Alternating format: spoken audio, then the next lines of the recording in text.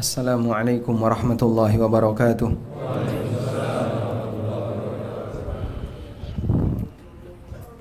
Alhamdulillahi rabbil alamin. Wassalatu wassalamu al-atammani al-akmalani ala al-mab'uthi rahmatan lil alamin. Wa ashhadu an la ilaha illallah wahdahu la syarika lah.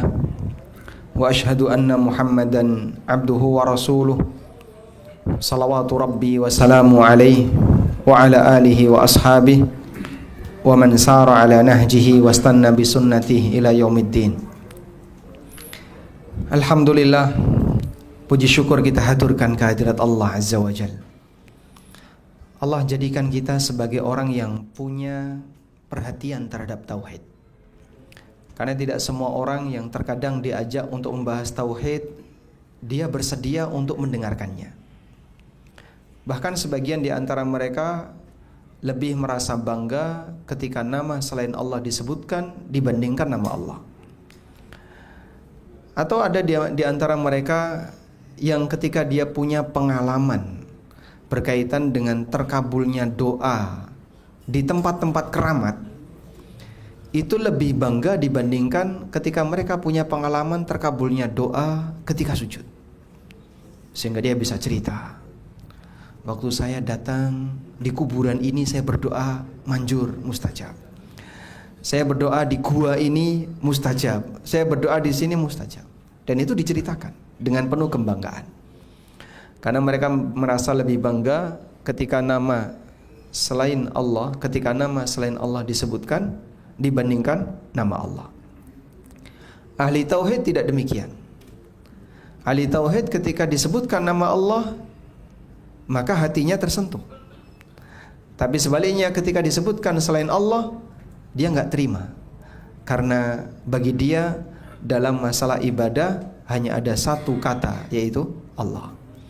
Baik, di kesempatan ini insya Allah kita akan membahas tentang mewaspadai menjaga tauhid dari virus X. Menjaga tauhid dari virus X. Virus X ini apa? Temukan nilai X. X tambah Y sama. Tapi maksud dari panitia katanya, ya sudahlah kamu kembangkan sendiri. Virus X kembangkan sendiri, jadi apa ini? Intinya pokoknya ingin membahas tentang bagaimana cara kita bisa menjaga kemurnian tauhid. Baik, Bapak Ibu yang dimuliakan Allah Subhanahu wa taala. Pertama yang perlu kita pahami bahwa Allah menciptakan hambanya untuk tujuan beribadah kepadanya. Dan ini sudah ditegaskan oleh Allah Ta'ala dalam Al-Quran, wa ma khalaqtul jinna wal insa illa liya'budun. Tidaklah aku ciptakan jin dan manusia kecuali agar mereka beribadah kepadaku. Apa makna illa liya'budun? Makna illa liya'budun dalam tafsir dari Ali bin Abi Thalib, maknanya adalah illa li'amurahum wa anhahum. Tidaklah aku ciptakan jin dan manusia kecuali agar mereka beribadah kepadaku. Kata Ali bin Abi Thalib, makna beribadah di situ adalah agar mereka menerima perintah dariku dan menjauhi larangan dariku. Illa li'amurahum wa anhahum. Sehingga makna ibadah kepada Allah adalah taat kepada perintah Allah dan menjauhi larangan Allah. Karena itu ketika para malaikat diperintahkan untuk sujud kepada Adam dan mereka sujud kepada Adam, hakikatnya mereka beribadah kepada siapa? Kenapa kepada Allah? Karena yang memerintahkan Allah. Sehingga walaupun mereka sujudnya mengarah ke arah Adam, tapi hakikatnya adalah ibadah kepada Allah. Sebagaimana kita sujud mengarah ke arah kiblat yang ada di Masjidil Haram, semuanya mengarah ke arah Ka'bah, bukan karena sujud ke batu, tapi kita sujud kepada Allah, namun arahnya disatukan oleh Allah. Di semua arahnya disatukan oleh Allah, yaitu menghadap ke arah satu titik Ka'bah. Dan hakikatnya kita beribadah kepada Allah, sebab yang nyuruh ini adalah Allah. Selanjutnya, puncak dari perintah adalah perintah mengesahkan Allah, perintah tauhid. Dan puncak dari larangan adalah berbuat syirik. Oleh karena itulah sebagian ulama menafsirkan illa liya'budun dengan tafsir illa liwahidun. Tidaklah aku ciptakan jin dan manusia kecuali agar mereka beribadah kepadaku, ditafsirkan agar mereka mentauhidkan aku. Sebab ini berbicara tentang puncak perintah dan puncak larangan. Dan tauhid itu merangkum dua hal: mengesahkan Allah dalam masalah ibadah dan menjauhi semua praktek kesyirikan kepada Allah Subhanahu wa taala. Baik. Selanjutnya, karena ini merupakan tujuan asasi manusia diciptakan, sehingga seharusnya semua muslim mengenalinya. Maka tidak boleh ada muslim yang kebingungan ketika ditanya, tauhid itu apa, Pak? Tak tahu saya, Mas. Kalau saya sholat ngerti, Mas. Kalau saya tentang fikih puasa paham, tapi buta tauhid. Wah, jangan sampai terjadi seperti itu. Ini bagian dari atau tujuan paling asasi kita diciptakan, maka jangan sampai kita tidak tahu. Ibarat ketika Bapak diterima di semua perusahaan, lalu Bapak dikasih kerjaan utama. Tugas kamu yang paling utama ini, dan ada tugas-tugas tambahan yang lain. Dia malah melalaikan tugas yang utama, lebih sibuk kepada tugas yang lain. Kira-kira gimana ini? Itu kesalahan. Seharusnya fokus dia pada tugas yang utama, sementara tugas tambahan dia kerjakan ketika masih ada sisa waktu atau ketika dibutuhkan dan seterusnya. Maka tidak boleh seorang muslim buta tauhid. Karena itu, kalaupun misalnya ada orang yang pingin memiliki keahlian di bidang ilmu tertentu, silahkan. Ahli di bidang muamalah, silahkan. Ahli di bidang fikih, silahkan. Ahli di bidang ilmu Quran, silahkan. Tapi tauhid, ilmu wajib, tidak boleh dia tinggalkan. Ada sebagian ulama yang memberikan pesan, at-tauhidu yuntaqalu ma'ahu la yuntaqalu min. Kajian tentang masalah tauhid itu tidak boleh ditinggalkan untuk berpindah pada kajian ilmu yang lain, tapi kajian masalah tauhid diajak bersama dengan kajian ilmu yang lain. Sehingga saat Anda membahas masalah fikih, tauhid, muatan itu harus ada. Saat membahas masalah muamalah, muatan tauhid harus ada. Saat kita membahas masalah ilmu Quran, muatan tauhid harus ada. Karena inilah yang menjadi tujuan asasi manusia diciptakan. Dan orang tidak boleh misalnya fokus pada ilmu tertentu sementara melupakan bagian yang paling asasi ini.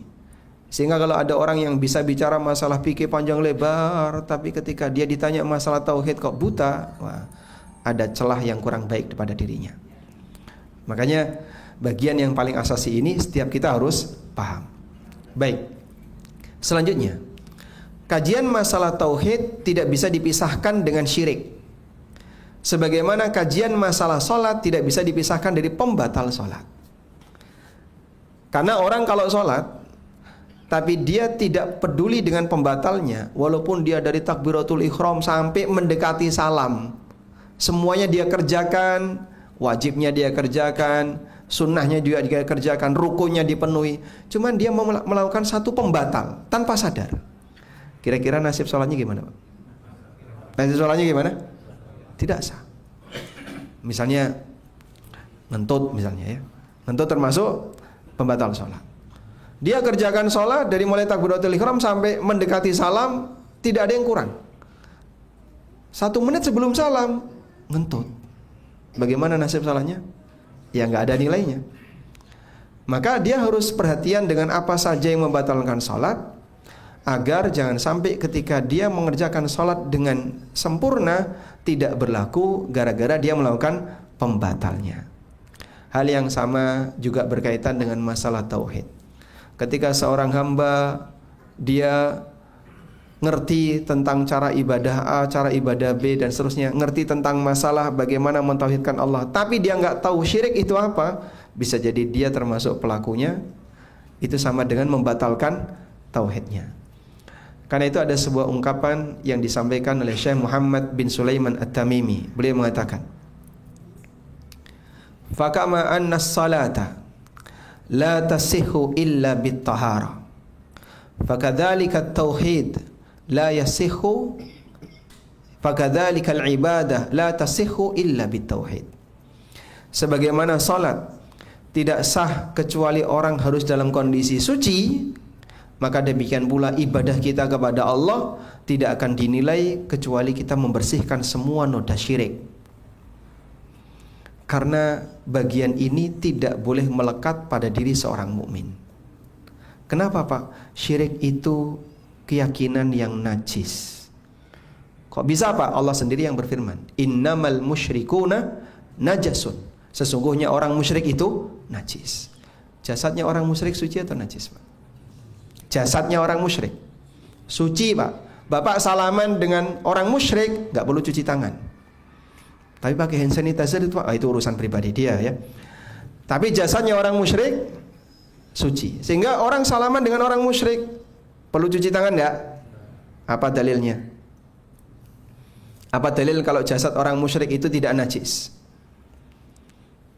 Seorang lelaki muslim diizinkan untuk menikah dengan wanita ahli kitab. Wanita ahli kitab yang dia menyembah selain Allah, menyembah Tuhan anak, menyembah Tuhan ibu, dinikahi oleh seorang lelaki muslim. Kalau jasadnya wanita ini najis, gimana dia boleh menyentuh istrinya? Padahal definisi najis itu sesuatu yang tidak boleh disentuh karena alasan syar'i. Saya ulang ya, najis adalah benda yang tidak boleh disentuh karena alasan syar'i. Baik, sehingga jasad orang musyrikin suci. Salaman, Anda nggak perlu cuci tangan. Anda senggolan dengan orang musyrik, dengan non muslim, Anda tidak perlu mencuci baju. Jasadnya suci. Tapi kenapa Allah sebut orang musyrik itu najis? Karena dia punya keyakinan yang najis. Sehingga yang najis di situ apanya? Keyakinannya. Noda keyakinan syirik inilah yang berstatus sebagai benda najis. Maka kalau tersimpan dalam hati seorang hamba, dia nggak boleh masuk surga. Allah Subhanahu wa taala ngasih ancaman dalam Al-Qur'an, innahu may yusyrik billah faqad harramallahu alaihil jannah wa ma'wahun nar wa ma lidzalimina min ansar. Sesungguhnya orang yang berbuat syirik kepada Allah, Allah haramkan masuk surga. Najis nggak boleh masuk surga. Maka kalau syirik ini dibawa sampai mati, alias pelakunya sampai mati belum pernah tobat, sehingga dosa itu dibawa sampai mati, maka nanti yang bersangkutan tidak diizinkan untuk masuk surga. Al-Quran yang menegaskan itu. Faqad harramallahu 'alal jannah. Allah haramkan dia masuk surga. Wa ma'wahun nar. Kalau nggak dapat tempat di surga, tempatnya di mana? Di neraka. Baik. Karena itu jaga baik-baik iman yang kita punya, jangan sampai ternodai dengan noda syirik. Karena kalau noda ini ada, membuat semuanya rusak. Sehingga jemaah dimuliakan Allah, Allah memberikan gambaran bagaimana noda syirik ini bisa merusak amal hamba. Coba Anda buka firman Allah Subhanahu wa taala. Fabihudahu.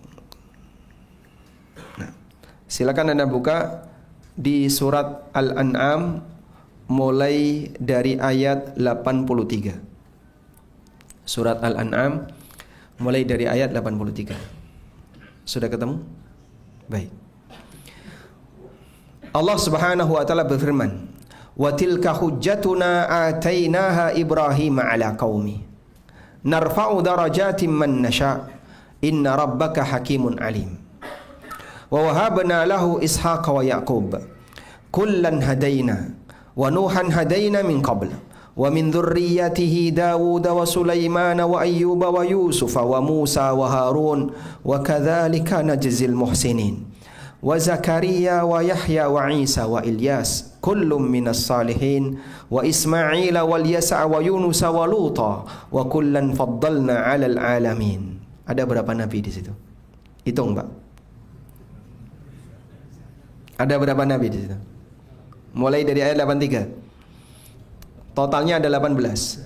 Coba kita hitung ya. Ibrahim.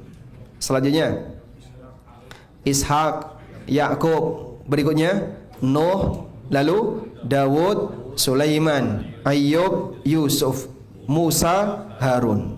Ada? Selanjutnya Zakaria, Yahya, Isa, Ilyas. Berikutnya Ismail, Al-Yasa, Yunus, Lut.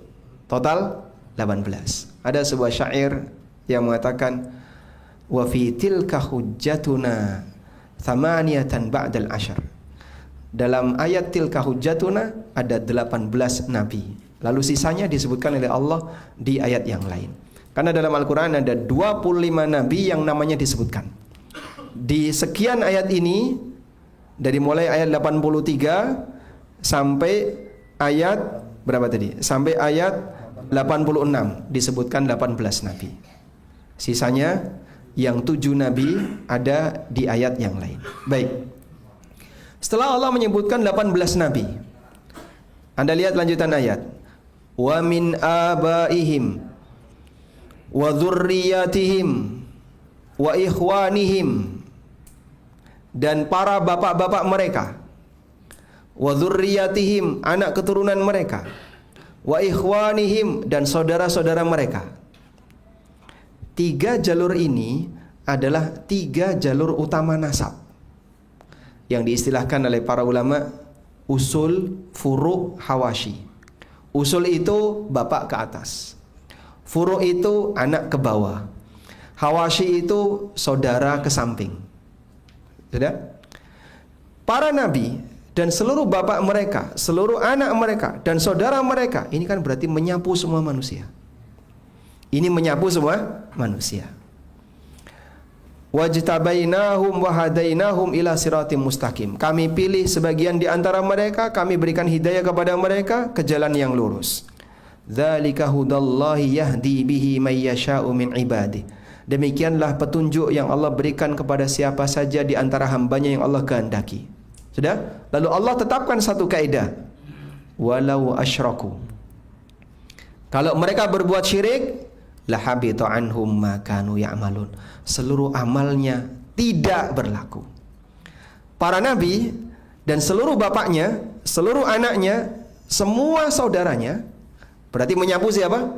Semua manusia. Semua manusia ini kalau berbuat syirik, gak ada kompromi. Amal mereka hangus semuanya. Maka untuk urusan syirik gak ada pengecualian. Walaupun pelakunya nabi, hilang amalnya. Bagaimana dengan selain nabi? Bahkan sampai Nabi Muhammad SAW, beliau juga mendapatkan aturan yang sama. La in asyrakta la yahbatanna amaluk. Kalau sampai kau berbuat syirik wahai Muhammad, seluruh amalmu terhapus. Sehingga jangan lagi berbicara, aku rajin sholat, aku rajin tahajud, aku bangun masjid, aku bangun ini, bangun ini. Semua nggak ada nilainya kalau pelakunya di saat yang sama berbuat syirik. Percuma jemaah. Makanya sangat disayangkan perjuangan besar orang jadi hilang tanpa nilai ketika pelakunya berbuat kekufuran, berbuat kesyirikan. Maka bagian ini yang perlu untuk diwaspadai. Jaga baik-baik. Jamaah yang dimuliakan Allah, kalau Anda mendapatkan informasi ada bahaya penyakit yang itu sangat beresiko, kira-kira apa yang akan Anda lakukan? Ya, Anda akan mengkampanyekan kepada orang lain. Awas bahaya COVID, awas bahaya ini dan seterusnya.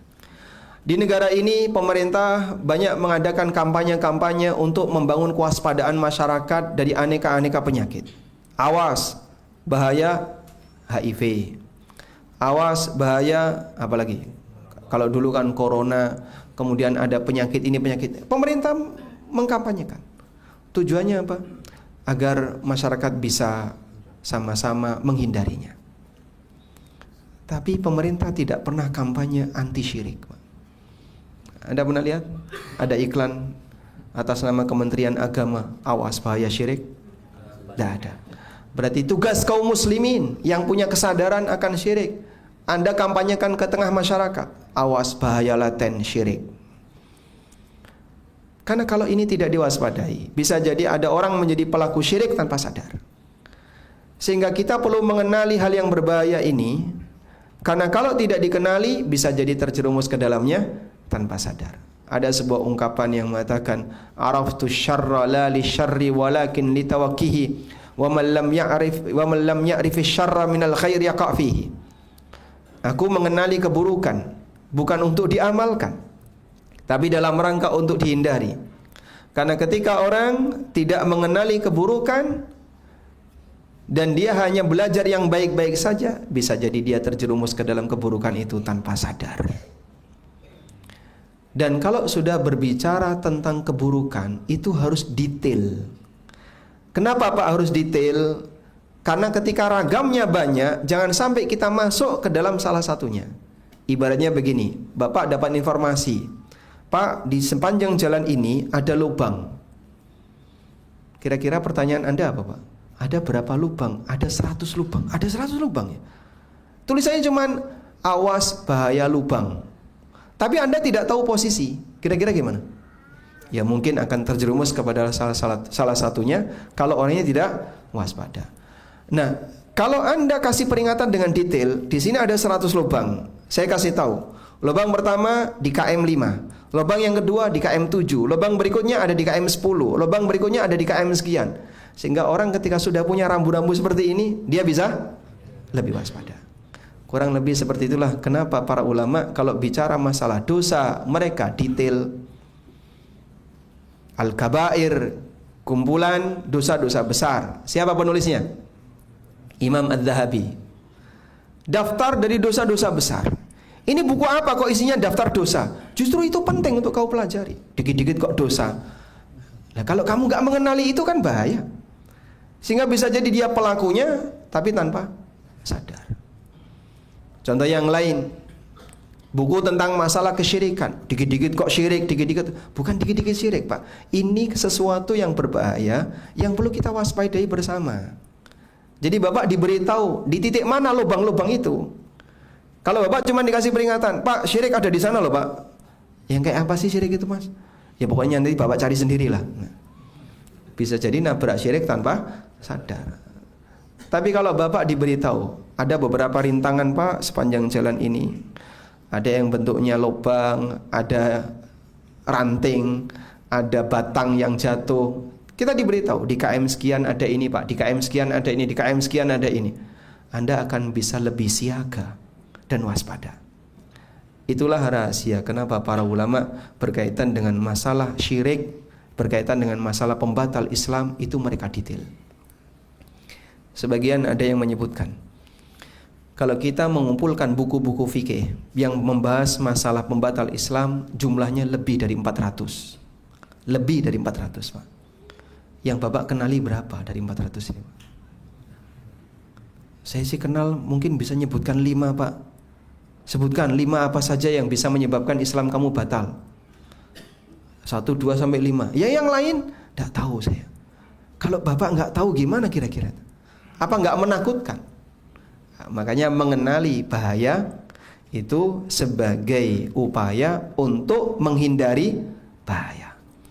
Awal mula ketika ada potensi bahaya, maka tugas pertama yang perlu kita lakukan adalah kenali bahaya itu agar kau bisa menghindarinya. Makanya pembahasan masalah syirik itu tidak boleh global. Anti syirik, syirik apa? Gak ngerti. Gimana? Kita sepakat anti syirik, kita sepakat tegakkan tauhid. Tapi detail syirik itu apa, bagaimana tauhid, dia nggak tahu, itu kan bahaya.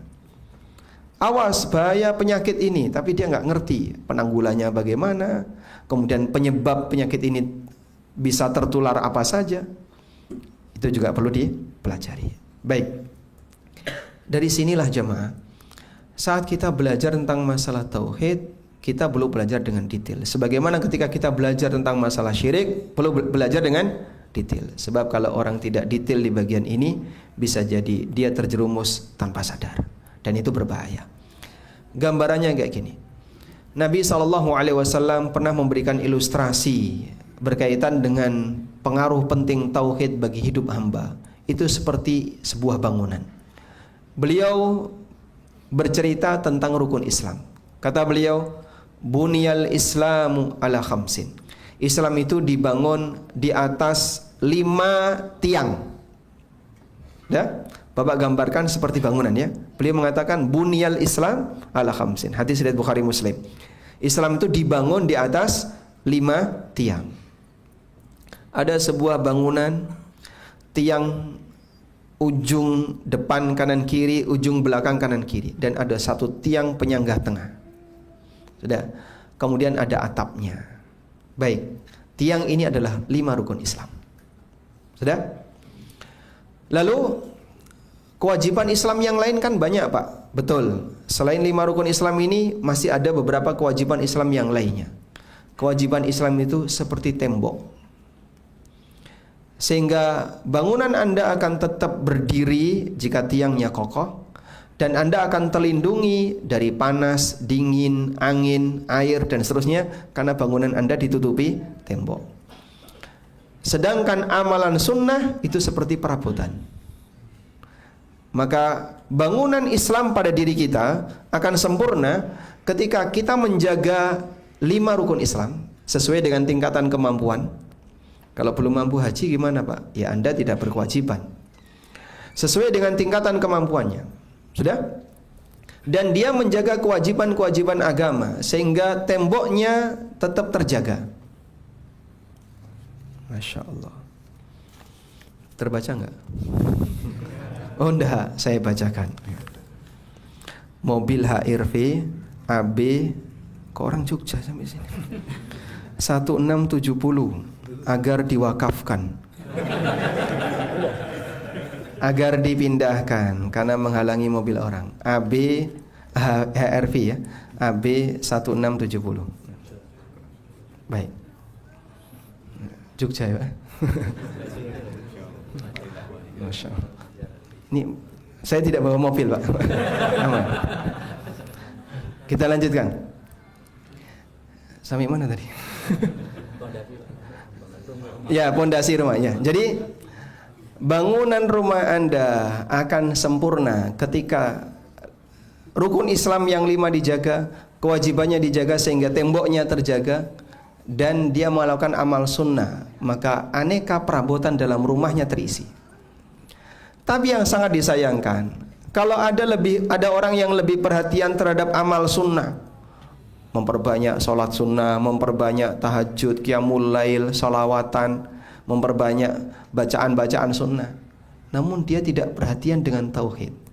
Itu seperti dia membuat sebuah bangunan, terus pusaka, ya pusoko yang kanan, tiang yang kanan tadi dirobohkan, ambruk.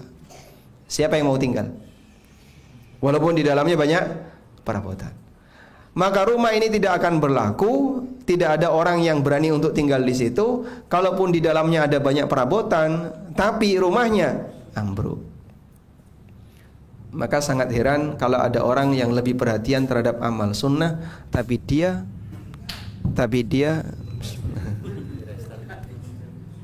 Bismillah.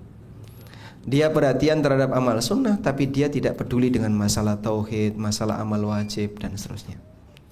Ada banyak orang ya, yang dia kalau masalah sunat sunnah rajin, tapi giliran dia melakukan amal yang wajib gak diperhatikan. Sholatnya kadang diundur-undur sampai akhir waktu, dan kadang rukunnya tidak diperhatikan dengan baik, dan seterusnya. Tayyib. Selanjutnya, Allah Subhanahu wa taala berpesan. Anda bisa lihat pesan Allah Subhanahu wa taala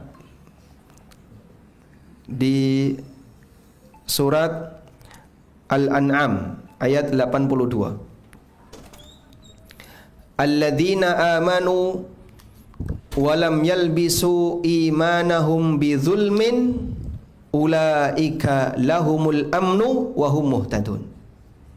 Orang yang beriman dan mereka tidak mengotori imannya dengan kezaliman, ulaika lahumul amnu wa hum muhtadun. Merekalah orang yang mendapatkan jaminan keamanan, dan merekalah orang yang mendapatkan petunjuk. Sudah? Ketika ayat ini turun, para sahabat itu mengadu kepada Rasulullah sallallahu alaihi wasallam. Orang mukmin yang selamat, yang dia berhasil, adalah orang mukmin yang dia menjaga imannya dari semua unsur kezaliman. Barulah mereka mendapatkan dua balasan. Ulaika lahumul amnu. merekalah orang yang mendapatkan jaminan keamanan. Wa ulaika hum wa hum muhtadun, dan merekalah orang yang mendapatkan petunjuk. Maka sahabat ini lapor kepada Nabi SAW. Ya Rasulullah, ayyuna la yadlim nafsah. Ya Rasulullah, siapa manusia yang dia tidak mendolimi dirinya? Nah, dalam pemahaman sahabat, dolim yang dimaksud di sini adalah tindakan maksiat. Siapa orang yang tidak pernah berbuat maksiat? Dan Allah mengatakan orang yang beriman dan tidak mengotori imannya dengan kezaliman. Kalau kita tidak boleh berbuat maksiat sama sekali, apa ada orang yang berhasil? Karena kan kita tidak maksum dan kita melakukan maksiat. Lalu Nabi SAW ngasih penjelasan. Alam tasma' qaula abdin saleh. Tidakkah kau mendengar perkataan seorang hamba yang saleh, yaitu Luqman, ketika memberikan nasihat kepada anaknya, ya bunayya la tusyrik billah inna syirka la dzulmun adzim. Wahai putraku, jangan kau berbuat syirik kepada Allah, sesungguhnya syirik itu kezaliman yang besar. Nah, yang dimaksud zalim dalam ayat ini adalah syirik. Allah berpesan orang yang beriman dan tidak mengotori imannya dengan kesyirikan, mereka akan mendapatkan jaminan keamanan dan mendapatkan hidayah. Sehingga di situ ada amalan dan ada balasan. Amalannya apa? Dia beriman. Amalan yang kedua, dia jauhkan imannya dari kesyirikan. Sehingga dia jaga iman tadi, amal tadi jangan sampai rusak karena noda syirik. Baik. Setelah kita mendapatkan pemahaman seperti ini mengenai bahaya syirik dan ilustrasi seperti yang digambarkan Nabi SAW, orang yang berbuat syirik itu seperti dia merobohkan tiang bangunan sehingga bangunannya ambruk. Walaupun dia rajin amal sunnah, dia punya amal wajib, gak ada nilainya. Selanjutnya muncul pertanyaan, terus syirik itu apa sih Pak? Untuk melihat definisi syirik, Anda bisa melihat firman Allah Subhanahu wa Ta'ala di awal dari surat Al-An'am. Allah Ta'ala berfirman di surat Al-An'am, Alhamdulillahilladzi khalaqas samawati wal ard wa ja'ala adh-dhulumati wan nur thumma alladhina kafaru bi rabbihim ya'dilun. Segala puji bagi Allah yang telah menciptakan langit dan bumi dan telah menjadikan kegelapan dan cahaya. Tsummal ladzina kafaru bi rabbihim ya'dilun. Kemudian orang-orang kafir mereka ya'dilun bi rabbihim. Ya'dilun maknanya adalah yusawun, menyamakan. Ya'dilun di situ maknanya menyamakan. Anda tulis ya, surat Al-An'am ayat yang pertama. Orang kafir disebut oleh Allah menyamakan. Menyamakan apa Pak?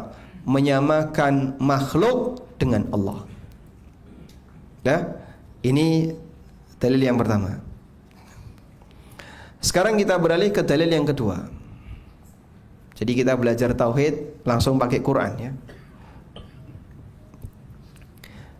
Firman Allah Subhanahu wa Ta'ala di surat Asy-Syu'ara, ketika Allah menceritakan tentang penyesalan penduduk neraka saat mereka mengatakan penyebab kenapa mereka nyemplung neraka. Surat Asy-Syu'ara ketemu ayat 97-98. Tallahi in kunna lafi dhalalim mubin idh nusawwikum birabbil alamin. Sudah ketemu teksnya? Surat apa tadi?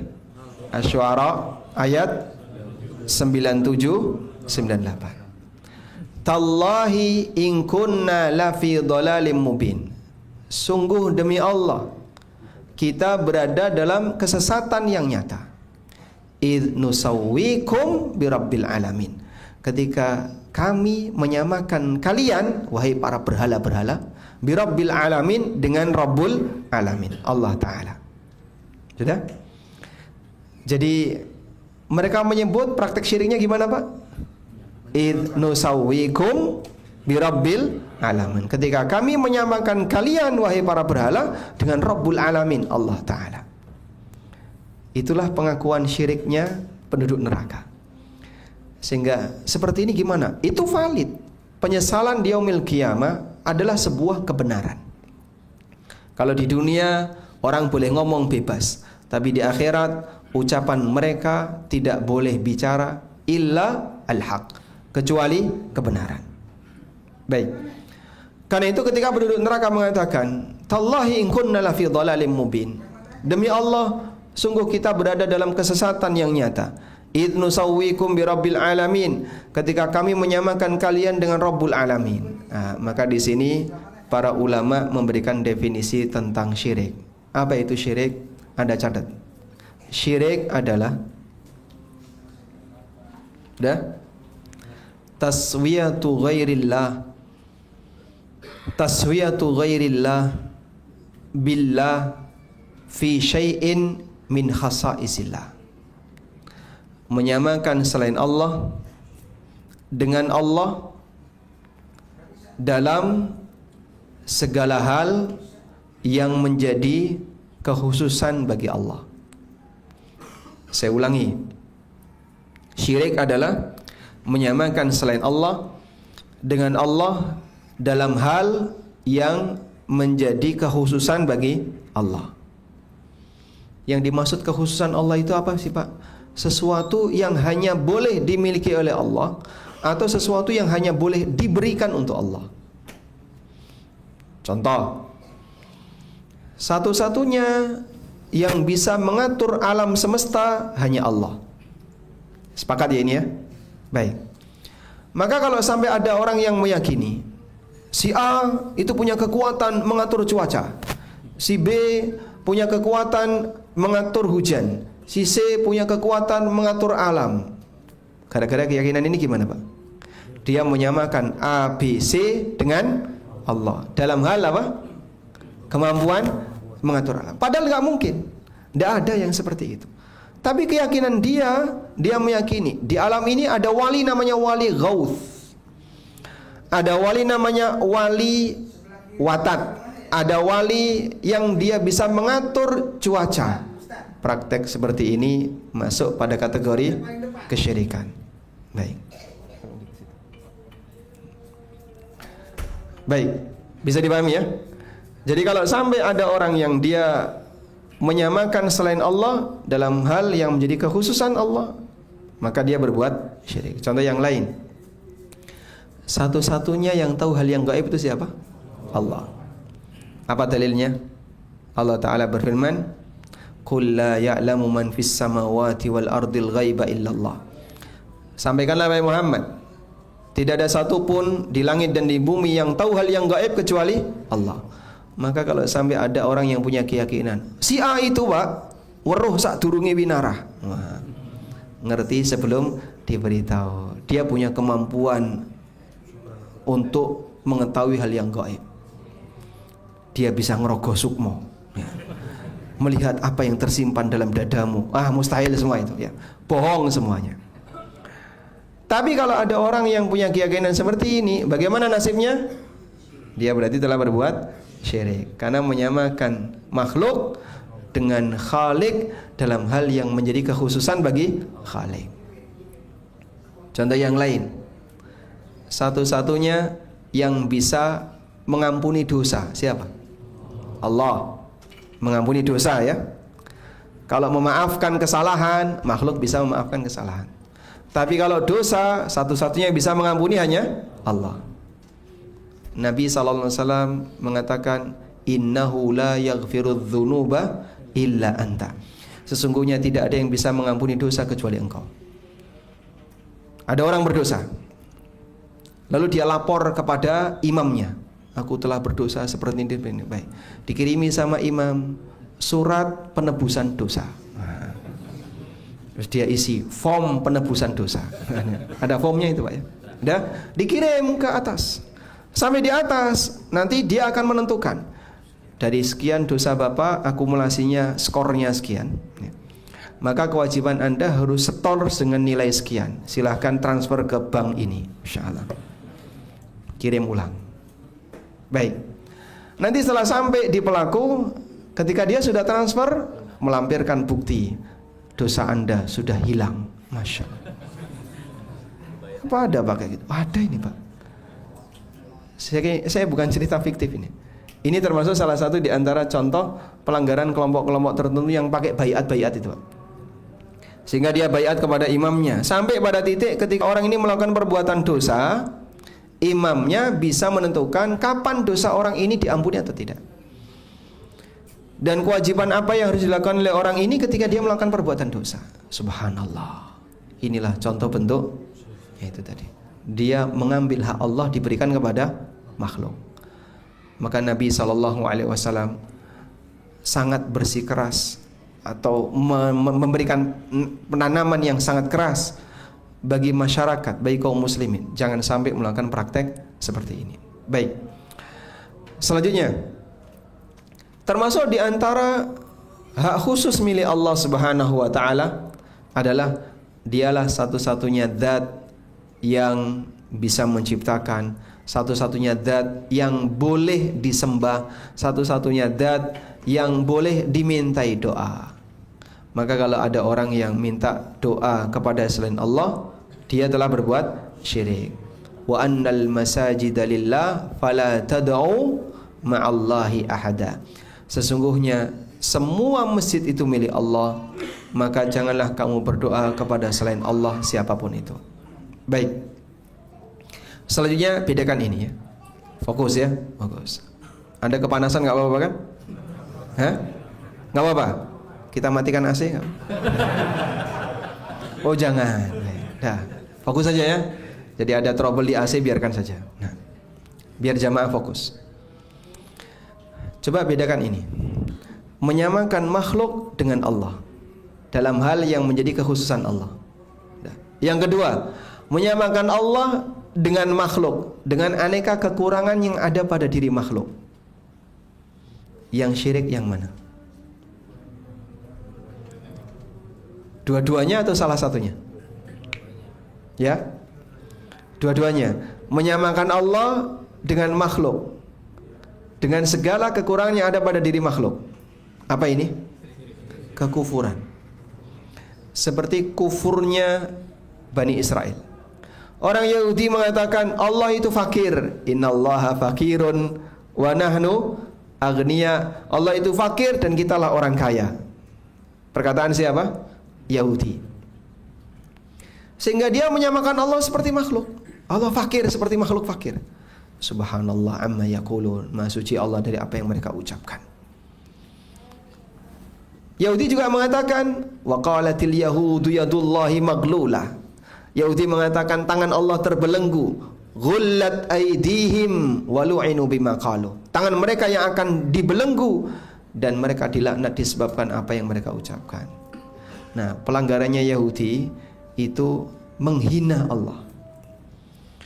Maka kalau ada orang Yahudi menghina Nabi, itu lebih rendah dibandingkan bagi mereka itu lebih ringan daripada menghina Allah. Mereka saja berani menghina Allah, menyebut Allah miskin, menyebut Allah fakir, menyebut Allah tangannya terbelenggu, menyebut Allah punya cacat dan seterusnya. Itu pekerjaan Yahudi. Karena itu Bani Israel mereka melakukan pelanggaran-pelanggaran dalam masalah ketauhidan. Ada yang menyebut Allah punya anak seperti Yahudi meyakini Uzair ibnullah. Ada yang menyebut Allah punya istri sebagaimana yang dilakukan oleh orang Nasrani, dan itu semuanya mengurangi keagungan dan kebesaran Allah Subhanahu wa taala. Kenapa Pak kalau menyebut Allah punya anak kok mengurangi keagungan Allah? Karena punya anak itu tanda dia tidak abadi, sehingga butuh penerus. Siapa yang akan melanjutkan kelestarian hidupmu? Anakmu.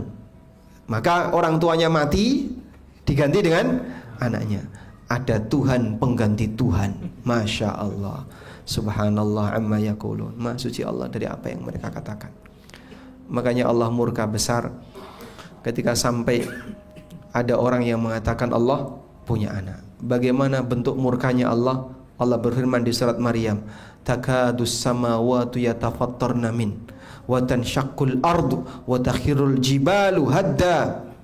Hampir saja langit itu runtuh, bumi terbelah, gunung terbang, anta'au lirrahmani walada, gara-gara ada orang yang mengatakan Ar-Rahman punya anak. Wa ma yanbaghi lahu ayyattakhidha walada, dan tidak layak bagi Allah untuk punya anak. In kullu man fis samawati wal ardi illa atir rahmani abda, karena siapapun yang ada di langit dan di bumi semuanya akan menghadap Allah sebagai hamba. Karena kalau anak itu punya kemiripan dengan bapak, sehingga anak bukan hamba tapi dia turunan dari bapaknya, dan mustahil Maha Suci Allah dari kondisi Allah punya anak. Makanya jamaah, perbanyak mensucikan nama Allah, rajin-rajin untuk membaca tasbih subhanallah, subhanallah, subhanallah wa bihamdi.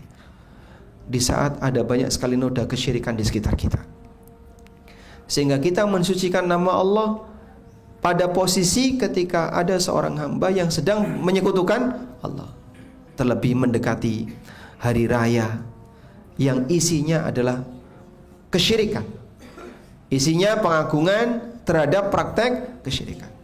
Bukan malah kita ikut terlibat, sehingga malah dirayakan bareng. Subhanallah, kamu itu agamanya apa?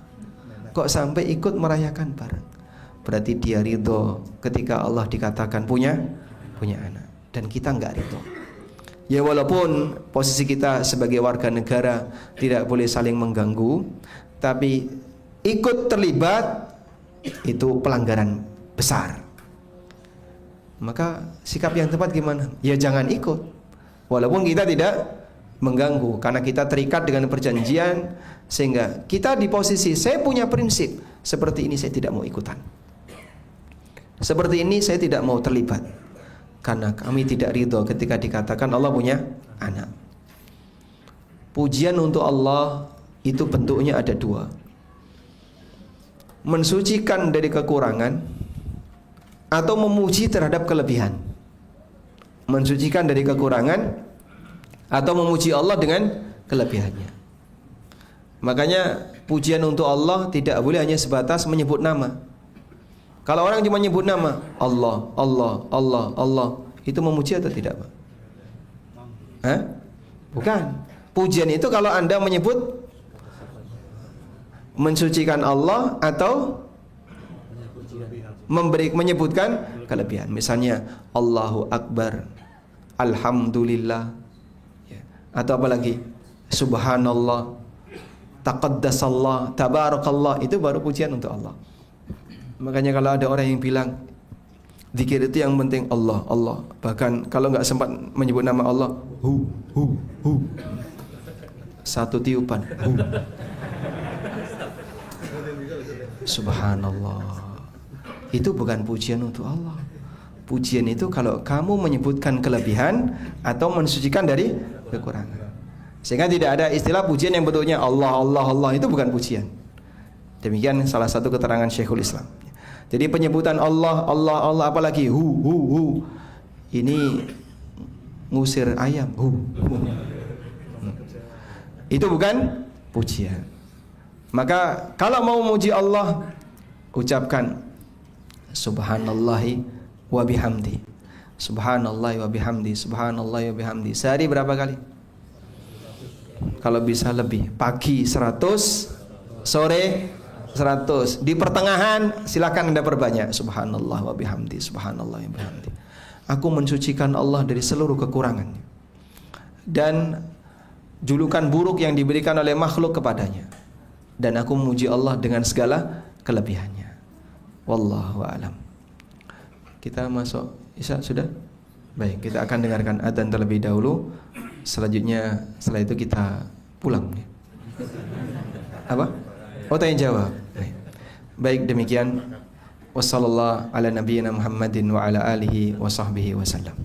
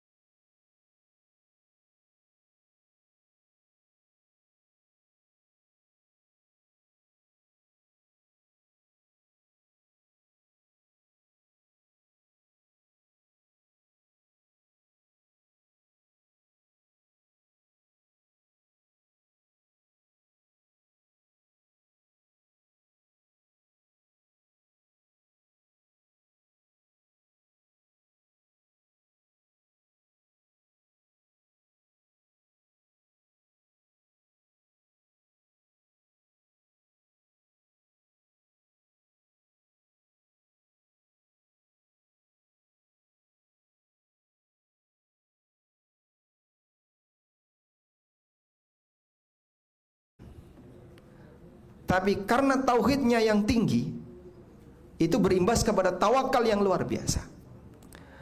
Pada waktu Nabi Ibrahim alaihissalam divonis oleh kaumnya sebagai pelaku yang merusak berhala-berhala. Pada saat mereka mengadili Ibrahim, mereka tidak punya bukti kalau Ibrahim pelakunya, karena nggak ada CCTV ketika itu. Itu kan kejadiannya saat semua kaumnya keluar dari kampung, Ibrahim tinggal di situ, kemudian dia menghancurkan berhala-berhalanya. Lalu Ibrahim ditanya, "A'anta fa'alta bi alihatina hada ya Ibrahim?" Apakah kamu pelaku dari perbuatan terhadap Tuhan-Tuhan kami ini wahai Ibrahim? Apa jawab Ibrahim? "Bal fa'alahu kabirum hada fas'aluhum in kanu yantikun." Pelakunya kan yang gede itu. Makanya dia utuh sendirian. Karena Ibrahim mengatakan, Allah berfirman, "Faja'alahum judadan illa kabiran lahum la'allahum ilaihi yarji'un." Ibrahim menjadikan berhala-berhala itu judadan. Judadan maknanya kit'atan kit'ah, potongan kecil-kecil, Pak. Diperkuli, dituduki sampai kecil-kecil, Pak. Illa kabiran lahum, kecuali berhala yang paling besar. La'allahum ilaihi yarji'un, agar dia yang nanti dituduh. Betul.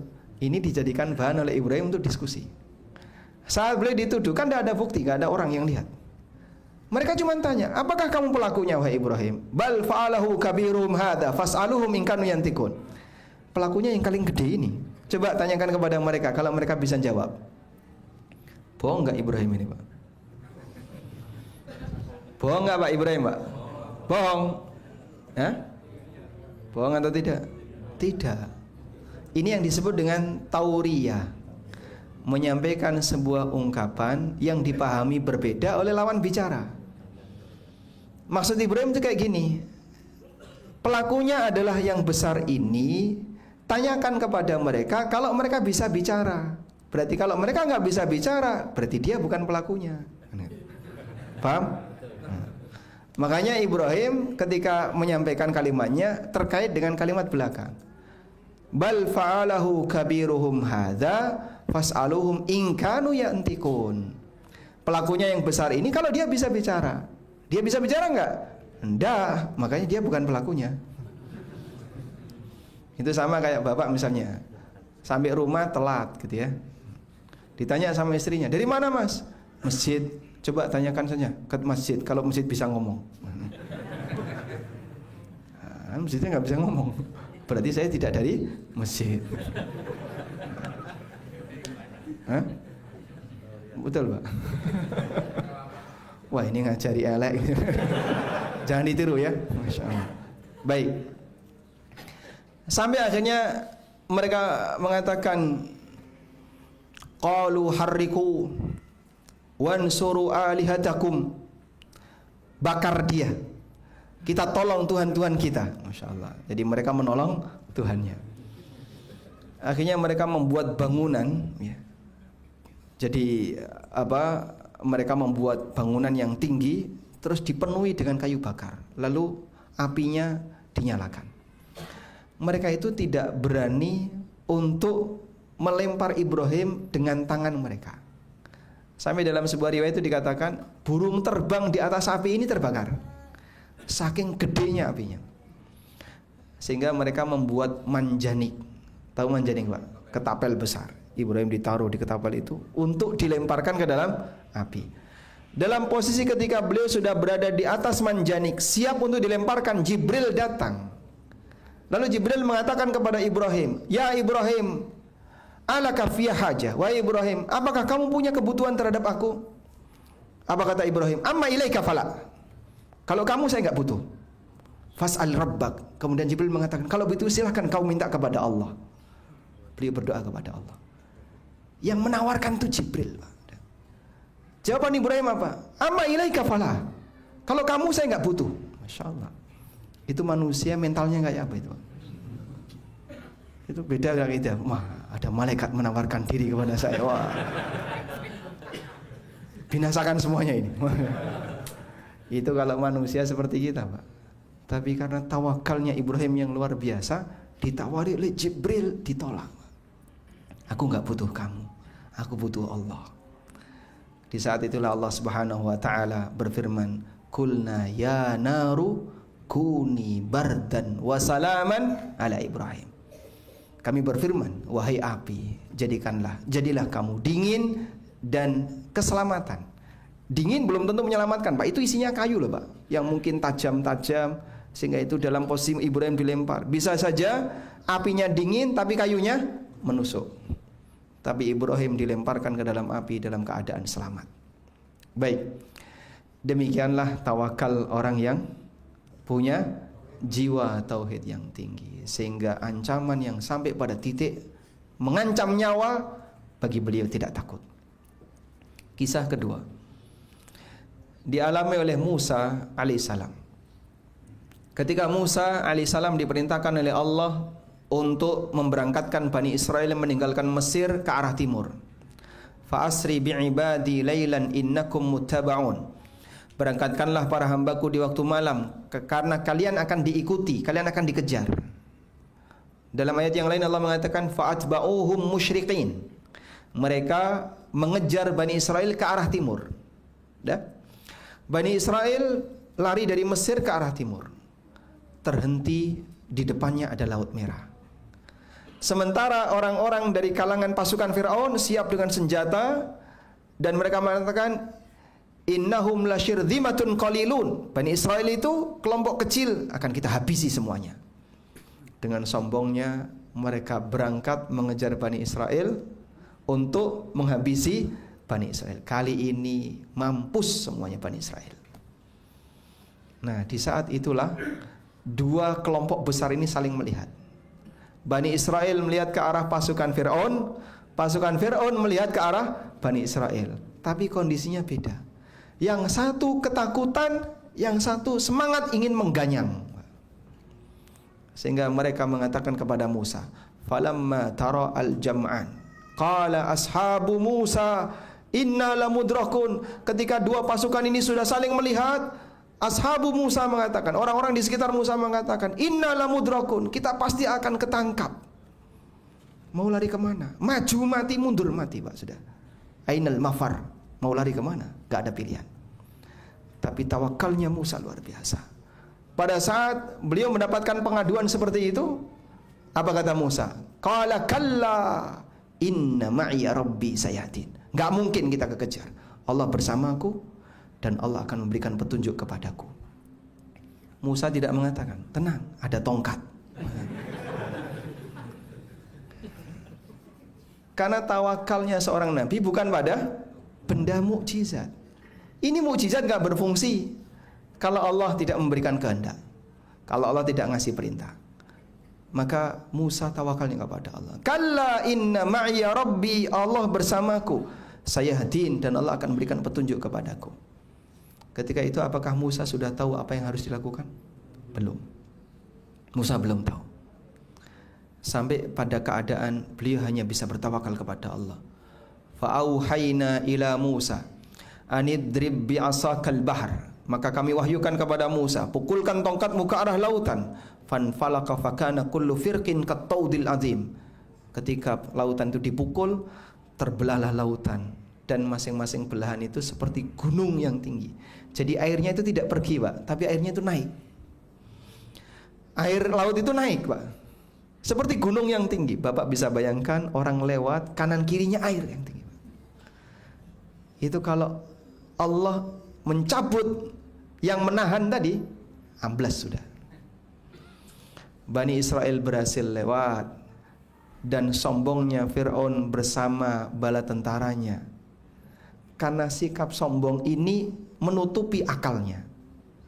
Orang kalau sombong berlebihan, Pak, itu logikanya hilang. Maksudnya gimana, Pak? Ini Fir'aun kalau sudah melihat Bani Israel berhasil nyebrang, kok dia balik ke Mesir tetap jadi raja, Pak. Dia bisa menikmati kerajaannya, dia bisa menikmati kekayaannya, dia bisa menikmati semua yang dia punya. Tapi sombongnya menutupi akalnya, dikejar, ya sudah. Golek ciloko ini, Pak. Sampai tengah Allah mempertemukan lautan tadi. Mati semuanya, dan Mesir kosong dari lelaki yang kuat. Sehingga cara Allah membinasakan Fir'aun bukan kerajaannya diruntuhkan, bukan kerajaannya dihancurkan, tapi orangnya dikeluarkan dari kerajaan. Sehingga kerajaannya utuh, tinggal perempuan, lelaki-lelaki yang lemah, yang kuat-kuat mati semuanya di lautan. Al jaza'u min jinsil amal, balasan sejenis dengan amal. Sebagaimana dulu waktu dia berkuasa membantai laki-lakinya Bani Israel, yuqattilu abna'ahum wa yastahyi nisa'ahum, anak laki-laki dibantai semua.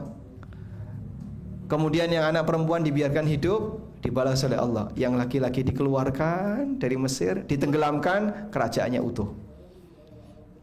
Nah, dari situlah kemudian Bani Israel bisa mendapatkan kekayaan perbendaharaan Mesir. Jadi emas-emas yang ada di sana itu dibawa sama Bani Israel.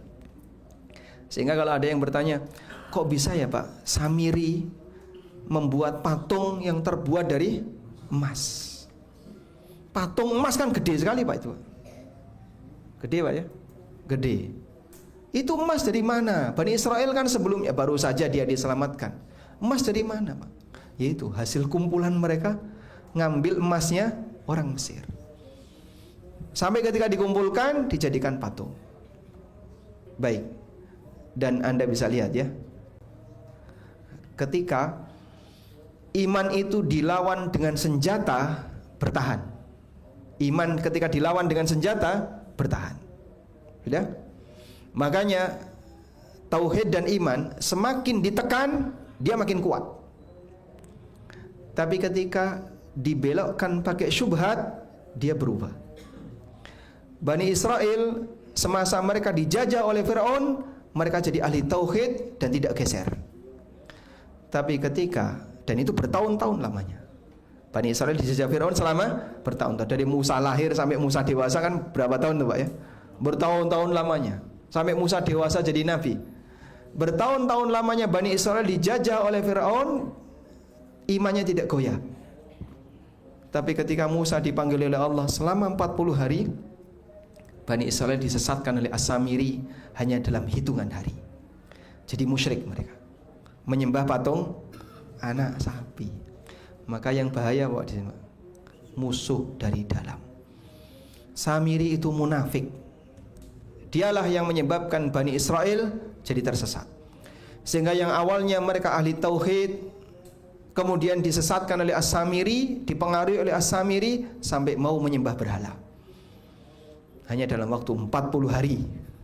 Maka bahaya yang namanya virus liberalisme, virus kesyirikan, karena pelakunya orang dalam. Kalau ditekan, penjajah datang dan seterusnya, orang bisa bertahan Pak. Iman tuh makin ditekan makin kuat. Tapi kalau dibelokkan pakai syubhat, bisa goyah.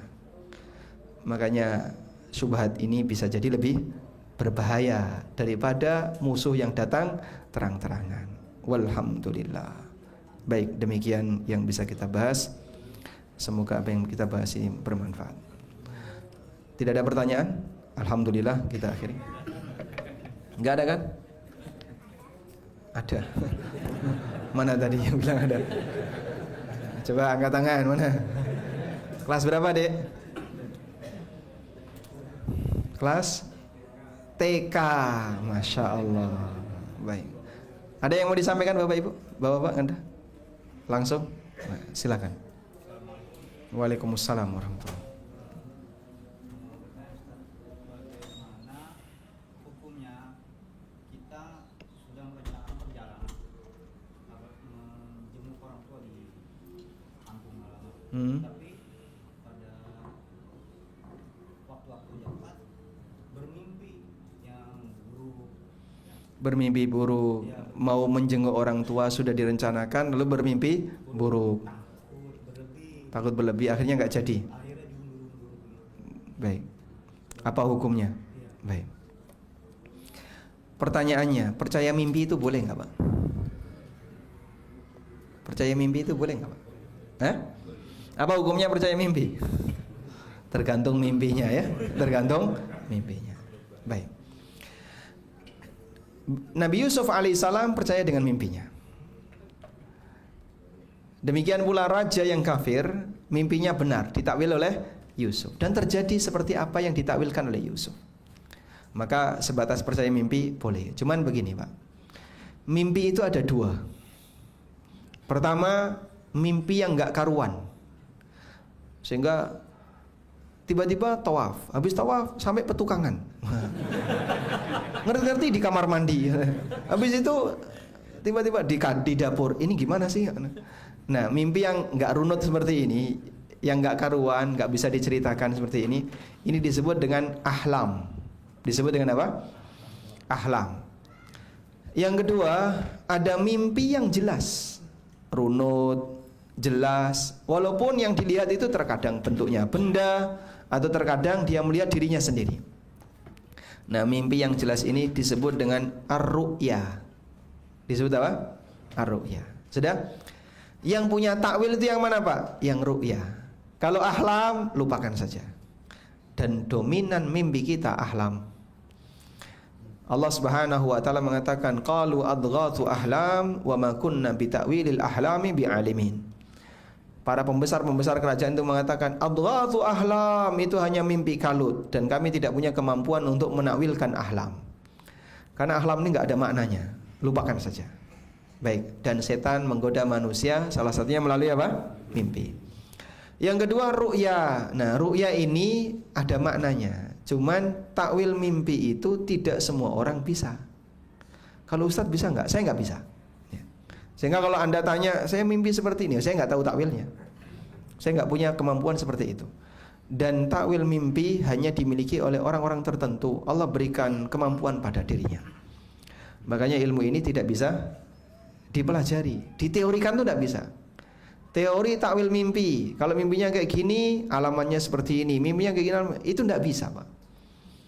Maka mimpi sama, beda orang, takwilnya bisa beda. Ada banyak faktor di situ. Nah, intinya mimpi itu tidak mengubah takdir. Dah? Satu ya. Maka Anda bermimpi apapun, mimpi tidak akan mengubah takdir. Tapi kok terjadi, Pak? Ya terjadi karena memang takdirnya. Sehingga takdir itu kembali kepada kehendak Allah. Dan Allah tidak membocorkan takdir, karena ini bagian dari rahasia Allah. Namun terkadang Allah Subhanahu wa taala memberikan isyarat dalam mimpi. Bagi siapa yang tahu takwil, maka dia bisa meyakini kebenaran isyarat itu. Dan nanti akan terjadi sesuai dengan apa yang Allah kehendaki. Sudah? Yang kedua, mimpi itu tidak mengubah syariat. Maka mimpi tidak boleh isinya tambahan tentang syariat. Sehingga misalnya orang bermimpi, dalam mimpi itu diajari, kamu kalau sholat maghrib baca doa sebagai berikut, surat Al-Fatihah 500 kali. Habis itu baca surat Al-Ikhlas 1111 dijajar 5. Itu nyebutnya aja sudah susah ya. Terus dia bangun, wah saya bermimpi kayak gini, ini isyaratnya. Itu bukan, Pak, itu ngerusak syariat dengan cara nambah-nambahi syariat. Sebab sesuatu yang sempurna itu tidak boleh ditambahi. Dan Allah menyatakan syariat ini sempurna. Apa dalilnya? Al-yawma akmaltu lakum dinakum. Pada hari ini telah aku sempurnakan agama kalian. Sesuatu yang sempurna ditambahi bukan semakin baik, tapi ngerusak. Bapak punya 2 mata, sempurna enggak? Sempurna, ditambahi 1 mau? Taruh belakang. Jadi sesuatu yang sempurna ketika ditambahi bukan makin memperbaiki tapi merusak. Syariat ini telah disempurnakan oleh Allah. Jangan coba-coba nambahi, karena itu bukan memperindah tapi malah ngerusak. Makanya salah satu di antara bentuk kriminal dalam agama adalah nambahi isi agama. Ada bentuk nambahi isi dari kitab suci, sehingga kitab suci sebelum Quran ditambah-tambahi. Al-Quran dijaga oleh Allah sehingga nggak bisa ditambahi. Tapi tafsirnya yang bisa diselewengkan. Makanya kalau orang asal-asalan ketika menafsirkan Quran atau mendengar tafsir asal-asalan dari Quran, wah itu bisa bahaya. Karena ini bicara atas nama Al-Quran. Wallahu a'lam. Jadi kesimpulannya, lanjutkan saja, tawakal kepada Allah. Ya. Assalamualaikum warahmatullahi wabarakatuh. Waalaikumsalam warahmatullahi wabarakatuh. Saya akhwat yang memiliki 3 putra putra saya yang besar saat ini berumur 22 tahun. Sangat sulit sekali apabila diminta untuk sholat berjamaah di masjid dan kadang juga sholat tidak tepat waktu. Bagaimana caranya menasihati putra saya tersebut versi Ustadz? Dan yang kedua, bagaimana cara terbaik untuk lebih menanamkan tauhid yang baik untuk Gen Z? Karena tadi pun saya ajak untuk ikut kajian, dia pun tidak mau. Jazakallahu khairan Ustaz. Nah. Baik, kalau cara menasihati yang baik, andaikan itu anak saya ya, anak saya kok malas sholat dan seterusnya, ya sedikit dipaksa jika dia laki-laki, sehingga mungkin sabet ya.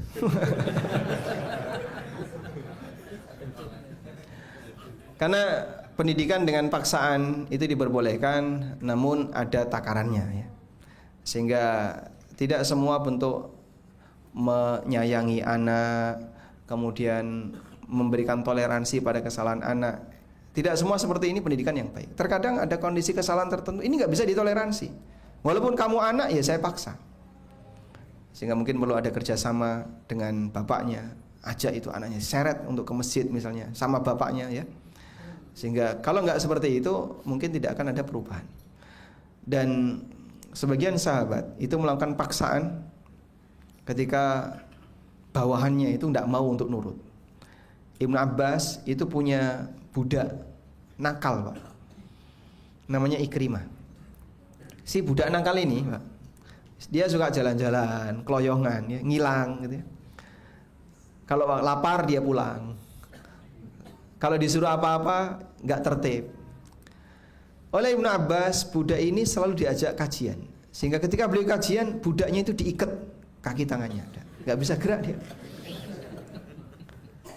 Seperti itu berkali-kali sampai akhirnya Ikrimah jadi ahli tafsir. Dan namanya ada di tafsir Ibnu Katsir. Coba kalau nggak digituin, Pak, nama Ikrimah hilang. Tapi karena proses tadi, dia dipaksa, dia disuruh untuk dengerin, lama-lama kena pengaruh itu. Akhirnya apa? Jadi ulama. Dan mungkin saya boleh sebut salah satu faktor ya yang menyebabkan saya bisa baca kitab itu dipaksa, Pak. Sehingga waktu itu ada ancaman, kalau kamu nggak hadir, wah, kau nggak boleh tinggal di sini. Jadi saya tinggal di sebuah pondok, tapi syaratnya malam, saya waktu kuliah ya di UGM, terus tinggal di pondok, malam harus ikut kajian. Jadi jam 8 sampai setengah 10 itu ujian paling berat, Pak. Ngantuknya itu Masya Allah, sehingga kitab jatuh, pulpen jatuh dan seterusnya. Itu hal yang biasa. Tapi kalau nggak ikut, kita sih pengennya nggak ikut, Pak, langsung dikeluarkan. Nah kita pengen bertahan di situ, sehingga terpaksa harus ikut. Awalnya terpaksa, sehingga kegiatan yang paling saya benci ketika itu adalah kajian malam. Kalau libur itu Masya Allah, bahagianya luar biasa. Alhamdulillah libur, kita bisa istirahat. Baik, jadi dalam situasi tertentu terkadang memang butuh paksaan. Mudah-mudahan awal-awal paksaan seperti ini nanti akan menuju perubahan. Wallahu a'lam. Berikutnya, Assalamualaikum Ustaz. Waalaikumsalam warahmatullahi wabarakatuh. Apakah uzur bijahal untuk pelaku kesyirikan di zaman sekarang masih ada, sedangkan ilmu agama telah menyebar di mana-mana? Ya, namanya kebodohan itu bisa dialami oleh siapapun, dan kebodohan itu bertingkat. Dan Allah Subhanahu wa taala tidak akan menghukum hamba jika yang bersangkutan dalam posisi tidak tahu. Wa ma kunna mu'adzibina hatta nab'atha rasula. Kami tidak akan menghukum seseorang sampai kami mengutus seorang rasul. Dah? Oleh karena itu, ketika seorang hamba dia tidak tahu sama sekali tentang kebenaran tertentu, sama sekali nggak tahu, lalu dia melakukan perbuatan itu, sehingga dia nggak ngerti, saya nggak ngerti kalau ada seperti ini. Terlepas dari dimanapun dia berada dan di zaman apapun dia hidup, kalau memang dia tidak tahu sama sekali, ya status dia punya uzur dengan ketidaktahuannya. Contoh ya, mungkin kalau ada anak yang terlahir di suku Samin, Pak. Suku Samin di mana, Pak? Hah? Di Banten ya? Iya nggak? Suku Samin? Baduy Dalam. Itu bukan suku Samin, bukan. Oh, Bojonegoro ya. Samin itu Bojonegoro. Baduy Dalam di Banten. Anak yang terakhir di suku Baduy Dalam yang ada di Banten. Nggak tahu listrik, nggak kenal teknologi, nggak pernah tahu apapun. Taunya apa? Agama dia adalah agama animisme. Menurut dia keyakinan itulah yang ditanamkan oleh orang tuanya sampai dia nol sama sekali nggak ngerti Islam itu apa, nggak tahu Pak. Dia nggak punya akses untuk belajar. Tapi dia berbuat sebagaimana yang dilakukan oleh orang musyrik sampai mati. Hukum di dunia musyrik. Di akhirat gimana Pak? Allah yang akan mengadili. Dan bagi mereka yang nol sama sekali tidak tahu apa-apa, nanti akan ada hisab khusus. Hisab khususnya apa? Dikumpulkan oleh Allah, kemudian Allah membuat perjanjian kepada mereka, akan aku berikan perintah kepada kalian, kalau kalian mau taat dapat surga, tapi kalau kalian tidak mau taat masuk neraka. Apakah kalian bersedia? Kami bersedia. Ini kesepakatan ya. Setelah mereka sudah bersedia dengan kesepakatan itu, Allah memberikan perintah. Sekarang aku perintahkan kepada kalian, semuanya masuk neraka. Nah, perintahnya suruh masuk neraka. Akalnya berfungsi. Lalu, aku kan menghindari neraka, kok malah disuruh ke neraka? Enggak mau aku maunya ke surga. Kalau disuruh diperintahkan ke neraka, aku enggak mau. Nah, disitulah ada yang taat sama ada yang maksiat, ada yang tidak taat. Yang taat, ini perintah Allah, dan Allah tadi berjanji siapapun yang taat kepada perintahnya akan dimasukkan ke dalam surga. Maka yang dia nyemplung neraka langsung masuk ke surga. Demikianlah kondisi manusia yang diuji oleh Allah di akhir zaman. Sehingga kalaupun tidak tahu sama sekali, nanti akan ada hisab khusus. Jadi di dunia dihukumi sebagaimana status dia. Kalau dia mati seperti itu, ya kita hukumi musyrik, sehingga tidak boleh disolati. Tapi di akhirat pengadilannya kembali kepada Allah Subhanahu Wa Taala. Wallahu a'lam. Izin bertanya di luar tema Ustaz. Di luar tema? Berarti di luar masjid ini. Bagaimana jika kita tidak ingat jumlah puasa Ramadan yang kita tinggalkan tanpa uzur, dari balik mungkin lebih banyak tidak puasanya daripada puasanya? Beberapa asatidz menjelaskan cukup dengan bertaubat, dan beberapa menjelaskan perlu diganti jika masih mampu untuk menggantinya. Baik. Yang mana lebih benar Ustaz? Yang benar diqadha. Jadi khusus untuk puasa, bagi mereka yang meninggalkan puasa baik sengaja maupun ada uzur, dia wajib qadha. Nah, cara ngitungnya begini. Kan tadi batasnya apa? Dari balik ya. Coba Anda ingat-ingat sampai usia berapa Anda mulai tertib puasa. Misalnya dari balik sampai usia 20 tahun. Nah, baru 20 tahun ke atas saya tertib puasa. Berarti kalau dia balik usia 15 tahun atau usia 14 tahun, dia tidak puasa berapa tahun? 6 tahun. 6 tahun ya.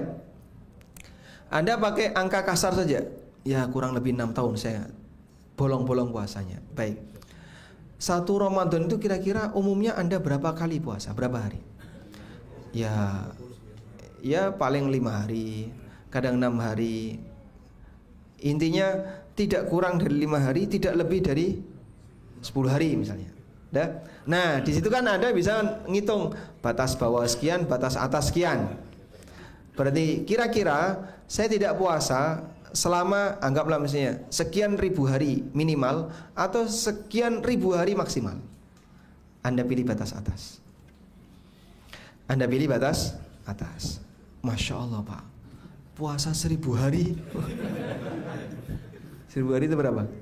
3 tahun. Anda cicil, gitu ya, dicicil. Sehingga silahkan niatkan untuk puasa sebagai pengganti yang dulu dicicil selama 3 tahun, semampunya. Selama berapa lama Pak? Sepanjang hidup Anda itu, sebelum hayat datang, sebelum ajal datang. Sehingga kalau misalnya sampai mati nggak selesai, urusannya kembalikan kepada Allah. Yang penting inilah bukti Anda taubat. Wallahu a'lam. Bagaimana hukumnya jika membayar rumah kontrakan yang digadai dan mengambil uang bulanan gadainya? Membayar uang kontrakan yang digadaikan. kontrakan sedang disewa orang. Ya. Terus rumah kontrakan ini saya gadekan.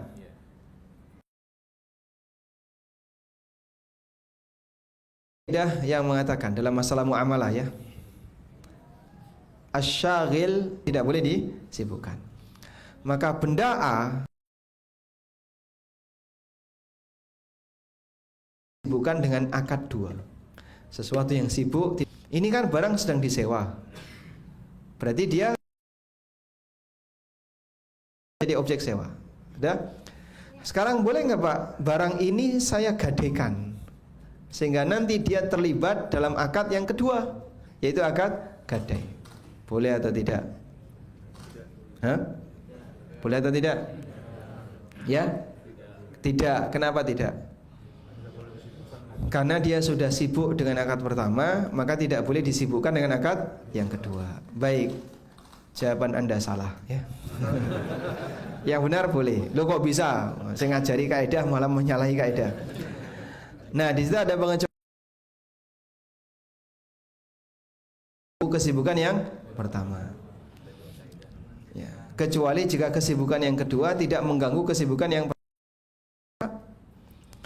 Antara sewa dengan gadai ini saling benturan enggak? Tidak, Pak. Karena dia bisa digadaikan. Keadaan kos-kosan ini digadaikan tidak sampai menyebabkan yang nyewa harus terusir. Akad sewanya tetap bisa jalan. Udah? Beda dengan dijual. Sedang saya kontrak akad setahun. Berarti nanti kontrakan selesai November tahun depan. Udah? Desember dijual. Dan pembelinya minta, "Pak, saya Januari mau menempati itu." Itu ada yang ngontrak ya Mas. Loh, kok kamu jual? Kok ada yang ngontrak? Yang salah siapa?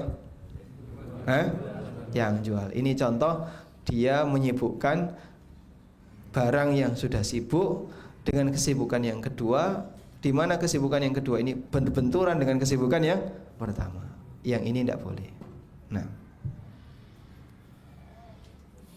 Assalamualaikum warahmatullahi wabarakatuh. Waalaikumsalam warahmatullahi Bolehkah wabarakatuh. menerima makanan atau minuman di tempat kerja yang bentuknya pelayanan publik dari orang-orang yang berkepentingan datang ke kantor pelayanan publik tersebut?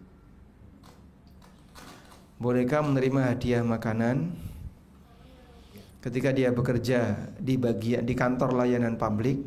Terus Dari orang-orang yang berkepentingan. dari orang-orang yang berkepentingan di kantor itu. Berarti ini masuknya apa ini? Ya? Riswa. Sehingga dia ngasih kopi misalnya ya. Kok mereknya bagus ya Pak? Dokter Kopi. Wah, sana. Beli di mana ini Pak? Wah. Wow, nggak boleh ini iklan di masjid. Atau dia misalnya ngasih apa dan seterusnya. Ini celah terjadinya riswa.